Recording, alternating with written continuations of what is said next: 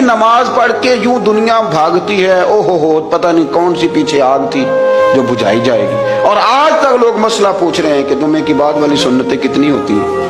میں نے کہا کتنے سال ہو گئے جمعہ پڑھتے ہیں، کتنے سال ہو گئے، ابھی تک سنتوں کا نہیں پتا، ابھی تک نے علم کے پہلے کتنی رکھتے ہیں اور بعد میں کتنی رکھتے ہیں۔ فجر کی سنتیں کب پڑھنی چاہیے، سنو فجر کی سنتوں کے بارے میں۔ میرے رسول کریم سید عالم صلی اللہ تعالی علیہ وسلم سے ایک صحابی نے پوچھا تھا، حضور میری فجر کی سنتیں رہ گئیں یا رہ جاتی ہیں تو حکم کیا ہے، کیا انداز ہے حضور کا۔